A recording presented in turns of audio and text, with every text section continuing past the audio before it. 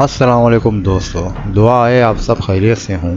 आज मैं लाया हूँ आपके लिए दुनिया भर से कुछ खौफनाक वीडियोस जिन्हें देखकर आपकी रातों की नींद हराम हो जाएगी। बस आपसे गुजारिश है कि बच्चों और कमज़ोर दिल वाले हज़रात को इस वीडियो से दूर रखें। तो चलते हैं आज की पहली वीडियो की तरफ। नंबर 1, आज की हमारी पहली वीडियो चैट कुक नामी एक यूट्यूबर चैनल ने अपलोड की है और ये वीडियो उन्होंने अपने कार की डैश कैमरे से रिकॉर्ड की है। वो एक हाईवे पर सफ़र कर रहे थे कि अचानक उनकी गाड़ी के सामने काला साया गुजरता है जो किसी जानवर का लगता है। आप भी देखिए। चैट कुक ने यह वीडियो मुख्तलिफ पैरानॉर्मल इन्वेस्टिगेटर को भेजी तो उनका कहना था कि चैट कुक ने वाकई में एक पैरानॉर्मल एंटिटी को अपने कैमरे में कैद किया है। नंबर 2, आज की हमारी दूसरी वीडियो स्टेफनी ऑलमीवर ने शेयर की है। उनका दावा है कि वो अपने फौत हुए फैमिली मेम्बर की रूहों को देख सकती हैं। उनकी इन्वेस्टिगेशन के दौरान उन्हें कुछ पैरानॉर्मल चीज़ों का सामना होता है और आखिर में एक बेजार मखलूक से भी सामना हो जाता है। अपने इन्वेस्टिगेशन में वो बताती हैं कि स्मोक डिटेक्टर का अलार्म खुद ब खुद बजता रहता है जबकि कमरे में कहीं भी आग या धुएं का कोई नामो निशान नहीं होता। और सबसे खौफजदा करने वाली बात यह है कि इस स्मोक डिटेक्टर में बैटरी भी नहीं होता और ना ही कोई कनेक्शन होता है, मगर फिर भी वो मुसलसल बजता रहता है और कमरे में कुछ अजीब आवाज़ें भी आती हैं और कमरे की टीवी भी अपने आप ऑन ऑफ होता रहता है। स्टेफनी ने इस मखलूक को मुखातिब करते हुए कहा कि अगर इस कमरे में कोई मौजूद है तो अपनी मौजूदगी का सबूत दें। तो वो बेजार मखलूक अपनी एक झलक इनको दिखा देती है जिसकी ताब ना लाते हुए वो भाग जाती है। इस वीडियो पर आप क्या कहेंगे, अपनी राय ज़रूर दीजिएगा।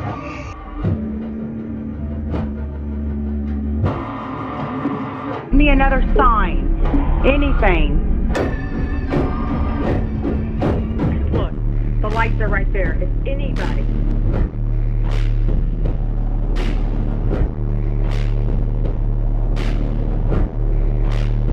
It was even up.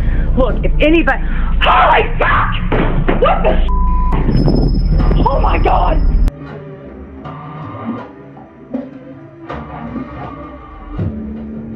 Stephanie को साइन मांगने की ख्वाहिश इस मखलूक ने ऐसी पूरी कर दी कि इसके 8 तबक रोशन हो गए। नंबर 3, आज की हमारी तीसरी वीडियो एक यूट्यूब चैनल डायमंड ऑपरेटर की है। इस वीडियो को शुरू में मैंने ख़ास अहमियत नहीं दी, मगर जब इस पर गौर किया तो इस वीडियो ने दिमाग चकरा दिया। शुरू में मुझे लगा कि ये जस्ट एक साइंस एक्सपेरिमेंट है। बाद में इस वीडियो की हकीकत जो सामने आई देखकर मैं तो दंग रह गया। इस वीडियो में देखा जा सकता है कि रिपोर्ट की तरह दिखने वाली मकड़ी बाइक वाले के पीछे भागता है। जैसे जैसे वो करीब आता है इसकी शक्ल वाज़ेह होना शुरू हो जाती है। तब हम रियलाइज़ कर सकते हैं कि ये कोई रोबोट मकड़ी नहीं बल्कि कोई अजीब सी मखलूक है। वहाँ के लोग इस मखलूक को वेनम कहते हैं जो मकड़ी की तरह दिखती है। इस पर आपकी क्या राय है, कमेंट ज़रूर कीजिएगा।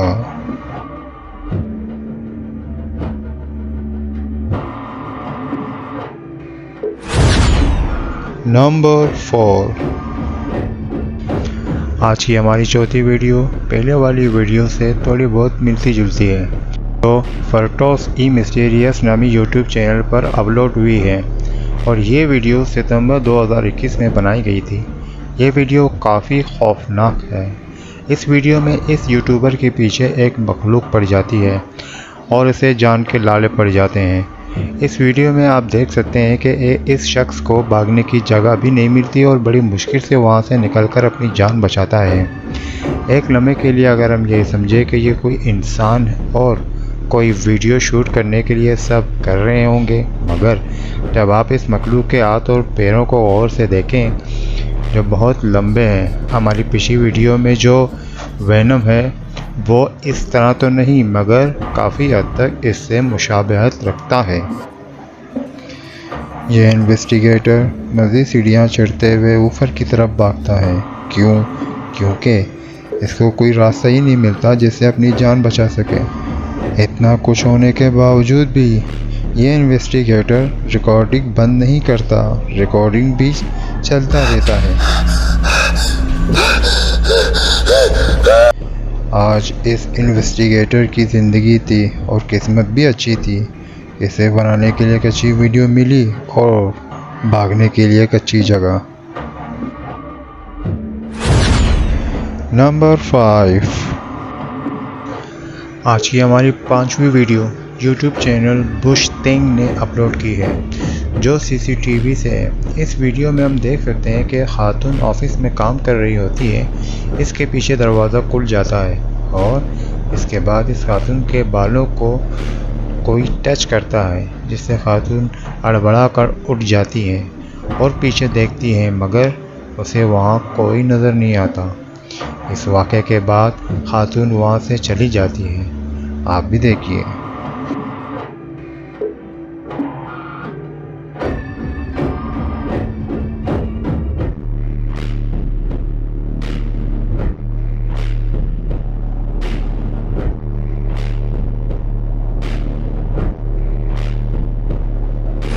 نمبر 6، یہ ویڈیو YT ہارر ویڈیو نامی یوٹیوب چینل پر اپلوڈ ہوئی جو انہوں نے ٹک ٹاک سے لی ہے۔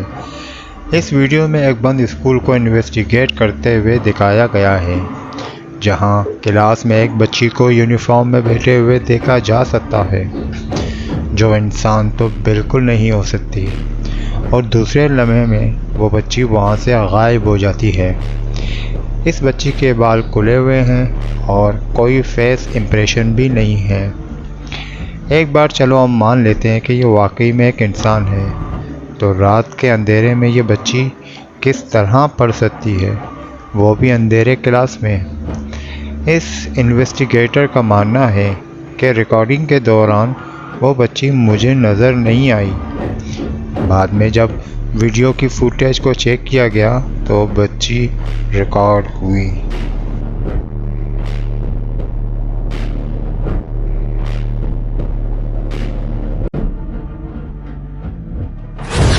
نمبر 7،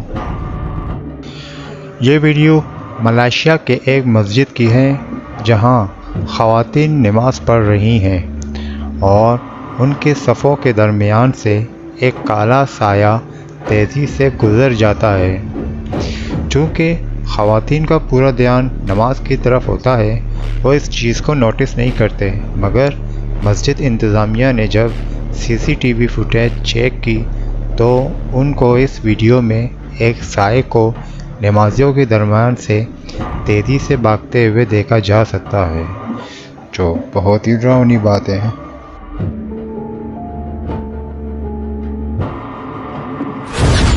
نمبر 8، ہماری آج کی آخری ویڈیو بھی YT ہارر ویڈیو نے شیئر کی ہے اور وہ بھی ایک CCTV فوٹیج ہے۔ اس جگہ کے بارے میں کوئی معلومات نہیں ہے کہ یہ کہاں کی ہے، مگر جو ویڈیو میں دیکھنے کو ملتا ہے وہ بہت ہی خوفناک ہے۔ اس ویڈیو میں آپ کلیئر دیکھ سکتے ہیں کہ ایک مخلوق رات کے وقت گلی سے نکلتی ہے اور جانور کی طرح کرالنگ کرتے ہوئے دوسری گلی میں چلی جاتی ہے۔ پیرانارمل ایکسپرٹ کہتے ہیں کہ یہ ایک پچل پیری یعنی ایک چڑیل ہے، مگر یہ تو کنفرم ہے، یہ کوئی انسان تو بالکل نہیں ہے۔ اس طرح کے مخلوق سے بہت سے لوگوں کا سامنا بھی ہوا ہے، جس کی تاب نہ لاتے ہوئے اکثر لوگ بے ہوش ہو جاتے ہیں اور بہت سارے سروائیو کر لیتے ہیں اور کچھ تو خوف سے ہی مر جاتے ہیں۔ ہم تو دعا کرتے ہیں کہ ہمارے کسی ویور کا سامنا اس طرح کی مخلوق سے نہ ہو۔ تو دوستو، یہاں ہماری ویڈیوز کا سلسلہ ختم ہوتا ہے۔ اب چلتے ہیں آج کی ہارر اسٹوری کی طرف، جو قصہ ڈائری نامی یوٹیوب چینل نے اپلوڈ کی ہے، جو بہت ہی خوفناک ہے۔ آپ ضرور سنیے۔ تو آئیے چلتے ہیں آج کی کہانی کی طرف۔ میں نے سوچا جب تک میں اپنا کوئی کاروبار شروع نہیں کرتا کیوں نہ والد کے کاروبار میں ان کا ہاتھ بٹا کے کچھ تجربہ حاصل کیا جائے۔ ان دنوں میرے والد پنجور میں لیے ایک گھر کی وجہ سے بہت پریشان تھے۔ پنجور جیسے دور دراز قصبے میں کسی کے کہنے پر ایک گھر خریدا کہ کچھ عرصے بعد اضافی پیسے سے بک جائے گا اور کچھ منافع حاصل ہو جائے گا، پر اسے خریدنا تو ایک طرف، ہر کوئی بغیر دیکھے ہی نہ بول دیتا تھا۔ میں نے اپنے والد سے اس مکان کی بابت پوچھا تو والد تشویش سے بولے کہ کچھ سمجھ میں نہیں آ رہا۔ اس علاقے میں اس مکان سے متعلق عجیب و غریب کہانیاں زبان زد عام ہیں۔ کوئی کہتا ہے وہ گھر سالوں سے ویران پڑا ہے، اب آباد ہونے کے قابل نہیں، اور کوئی کہتا ہے وہ گھر آسیب زدہ ہے اور اسے خریدنا اپنی موت کو دعوت دینے کے مترادف ہے۔ بہت سا سرمایہ اس گھر کی خرید میں جھونک دیا، اب سب ڈوبتا ہوا نظر آ رہا ہے۔ والد کی پریشانی دور کرنے کے لیے میں نے اس مسئلے کا حل نکالنے کا فیصلہ کیا۔ میں کچھ دن اگر اس گھر میں جا کے قیام کروں اور وہاں گھر میں رہتے ہوئے اسے بیچنے کی کوشش کروں تو یقیناً جب لوگوں کو وہ گھر آباد نظر آئے گا تو بہت آسانی سے بک جائے گا۔ میں نے والد کو صلاح دی، بہت معقول بات ہے بیٹا، پر سوچتا ہوں اگر وہ گھر واقعی خطرناک ہوا اور تمہیں کوئی نقصان پہنچا تو پھر میں یہ خطرہ مول نہیں لے سکتا۔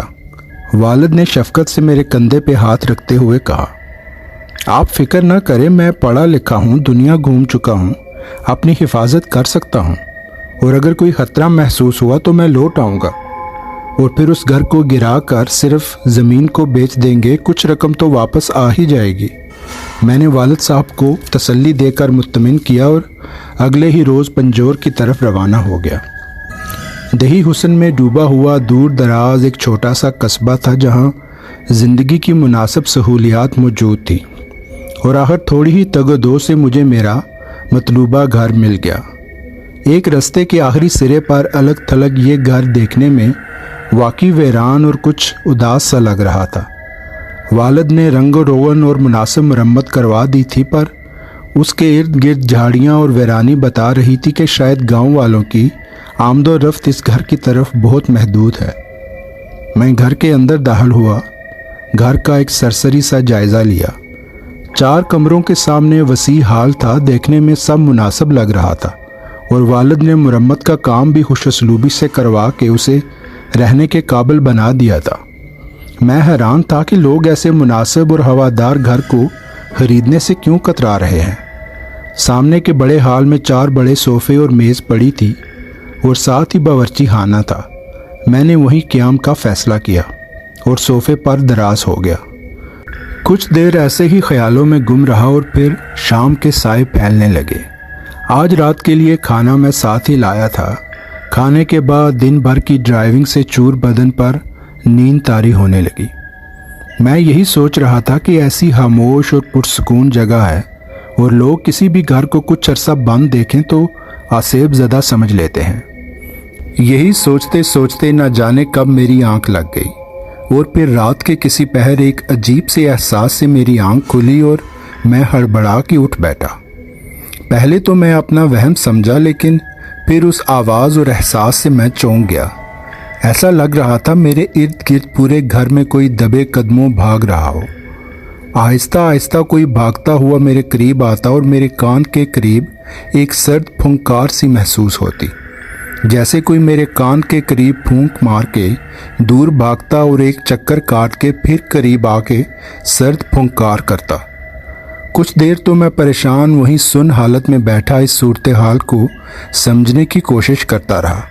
پھر اچانک بھاگنے کی آواز میں تیزی آ گئی، جیسے کوئی غصے کی حالت میں پھنکارتا ہوا میرے ارد گرد بھاگ رہا ہو، اور میرے کان میں پڑنے والی تیز پھنکار اس قدر تیز ہو گئی کہ برداشت کرنا مشکل ہوا، تو میں نے دونوں ہاتھ اپنے کانوں پہ رکھتے ہوئے چلا کے کہا، کون ہے یہاں؟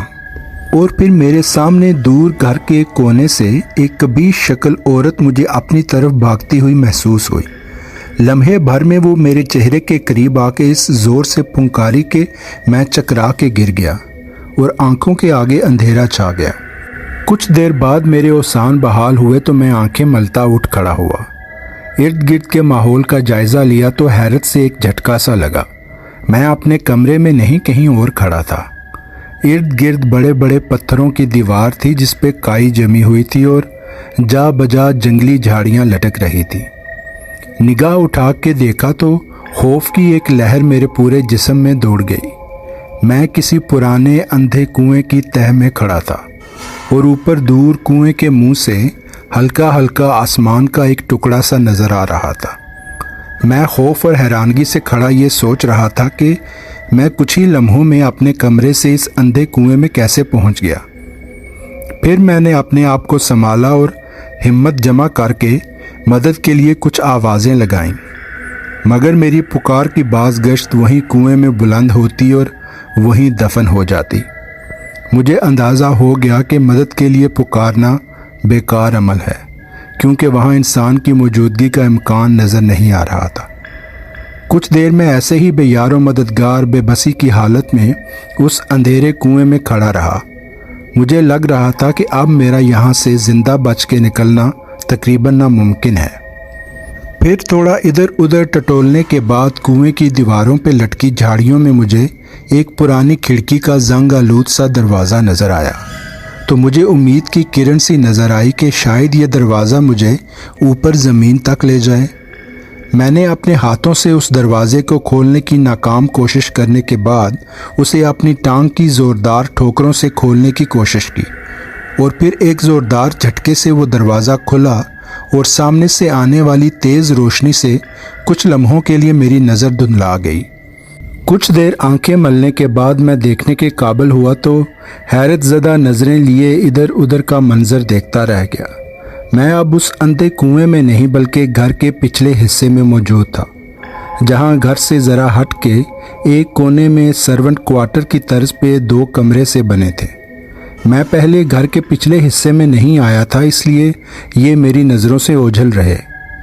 ایک کمرے سے عجیب سی روشنی کے ساتھ کسی عورت کے رونے کی دبی دبی آواز آ رہی تھی۔ سارا منظر نہایت دہشت ناک تھا، پر اس وقت ہمت کرنے کے علاوہ میرے پاس کوئی چارہ نہ تھا۔ میں آہستہ آہستہ قدم اٹھاتا کمرے کے دروازے کے پاس گیا اور ایک ہاتھ سے دروازہ کھولا۔ جھانک کے اندر کا منظر دیکھا۔ کچھ لمحوں کے لیے تو ایسا لگا جیسے حیرت اور خوف سے میرا دل بند ہو جائے گا۔ سفید کپڑوں میں ملبوس ایک شیطانی شکل والی عورت ایک کونے میں بیٹھی عجیب دہشت ناک آوازیں نکالتی، کبھی ہنسنے لگتی اور کبھی رونے لگتی۔ میں اس کی دہشت ناک نظروں کی تاب نہ لا سکا اور الٹے قدموں بھاگتا گھر کا دروازہ کھول کے باہر نکل گیا۔ صبح ہونے میں کچھ دیر باقی تھی۔ میں بھاگتا گلی کے آخری سرے پر موجود مسجد کے سامنے جا کے گرا اور بے ہوش ہو گیا۔ نہ جانے کتنی دیر بے ہوش رہنے کے بعد پھر کسی نے اچانک میرے چہرے پر پانی کے چھینٹے مارے اور مجھے شفقت بھرے لہجے سے اٹھنے کو بولا۔ میں نے آنکھیں کھولی تو ایک بزرگ آدمی سامنے بیٹھا فکر مندی سے مجھے دیکھ رہا تھا۔ شاید وہ اسی مسجد کا کوئی نمازی تھا۔ میں اٹھ کے بیٹھا تو اس نے پریشانی کی وجہ پوچھی۔ میں نے سارا واقعہ من و ان سنا ڈالا۔ وہ تھوڑی دیر تشویش بھرے لہجے سے مجھے دیکھتا رہا اور پھر بولا کہ میں پچھلی 3 دہائیوں سے اسی قصبے میں رہ رہا ہوں۔ یہ آسیب زدہ گھر آج سے 25 سال پہلے چودھری شفقت نے بنوایا تھا۔ بہت مالدار آدمی تھا اور اس گھر میں اپنی اکلوتی بیٹی کے ساتھ رہتا تھا۔ اور پھر دیکھتے ہی دیکھتے وقت نے پلٹا کھایا۔ کاروبار میں پے در پے نقصان کی وجہ سے چودھری شفقت کوڑی کوڑی کا محتاج ہو گیا اور قرضے میں ایسا ڈوبا کہ اپنے گھر کا سامنے والا بڑا حصہ اپنے ہی کاروباری شریک دوست کو بیچ دیا اور خود اپنی بیٹی کو لے کر پیچھے اس سرونٹ کوارٹر میں منتقل ہو گیا۔ اپنی بیٹی سے اسے بہت پیار تھا۔ وہ اسے کسی چیز کی کمی نہ آنے دیتا اور ہمیشہ اپنی بیٹی کو یقین دلاتا کہ دیکھنا ایک دن اسی سرونٹ کوارٹر پہ ہم اپنا ایک شاندار گھر بنائیں گے۔ مگر اس کے کاروباری دوست کی یہ شدید خواہش تھی کہ وہ پورے کے پورے گھر کا مالک بن جائے۔ اسے قطعی یہ منظور نہ تھا کہ گھر کے ایک حصے پہ چودھری شفقت اپنا قبضہ جمائے بیٹھا رہے۔ اس نے چودھری شفقت کو منانے کی بہت کوشش کی کہ وہ مناسب پیسے لے کر یہ جگہ چھوڑ دے، پر چودھری شفقت نے وہ گھر بہت محبت سے بنوایا تھا، اس لیے اب چاہے اس کا سرونٹ کوارٹر ہی صحیح، پر اسے اس بات کی خوشی تھی کہ اب بھی وہ اپنے اسی گھر میں قیام پذیر ہے، اس لیے وہ کسی بھی قیمت پر گھر چھوڑنے کے لیے تیار نہ ہوا۔ اور پھر ایک دن اسی بات کو لے کر چودھری شفقت اور اس کے دوست کے درمیان تکرار ہوئی جو ہاتھا پائی تک جا پہنچی، اور اس نے دونوں باپ بیٹی کو اسی سرونٹ کوارٹر میں قتل کر دیا، اور پولیس کی ملی بھگت کے ساتھ یہ ثابت کر دیا کہ چودھری شفقت نے غربت سے تنگ آ کر پہلے اپنی بیٹی کو قتل کیا اور پھر خودکشی کر لی۔ اس واقعے کے بعد ہی اس گھر میں عجیب پراسرار واقعات شروع ہوئے، اور پھر کچھ عرصے بعد ہی اس قاتل دوست کی لاش بھی اس گھر کے آنگن سے ملی۔ تب سے یہ گھر بند پڑا ہے، اور گاؤں کے چوکیدار نے اکثر رات کو اس گھر کی منڈیر پر ایک عورت کو چلتے ہوئے دیکھا ہے۔ مجھے لگتا ہے یہ اسی چودھری شفقت کی بیٹی کی روح ہے جو اپنے باپ کے گھر کی حفاظت کرنے کی کوشش کر رہی ہے۔ ان دونوں کی موت چونکہ اس سرونٹ کوارٹر میں ہوئی تھی، اس لیے میرا مشورہ یہی ہے کہ تم اس سرونٹ کوارٹر کو گھر سے علیحدہ کر کے یہ نیت کرو کہ گھر کا یہ حصہ چودھری شفقت اور اس کی بیٹی کے لیے مختص رہے گا اور اس کو کوئی نقصان نہ پہنچایا جائے گا۔ مجھے یقین ہے کہ ان دونوں کو گھر مل جائے گا اور وہ پھر کسی کو نقصان نہ پہنچائیں گے۔ مجھے اس بزرگ کی بات بہت مناسب لگی۔ صبح ہوتے ہی میں نے اس سرونٹ کوارٹر اور گھر کے درمیان ایک دیوار پہ کام شروع کروا دیا اور پورے سرونٹ کوارٹر کے ارد گرد باڑ لگوا کے اسے نقصان نہ پہنچانے کی نیت کے ساتھ محفوظ کر دیا۔ 2 دن میں کام مکمل ہو گیا، اور اس کے بعد بھی میں 3 سے 4 ہفتے اسی گھر میں رہا۔ پھر کوئی ناخوشگوار واقعہ پیش نہ آیا۔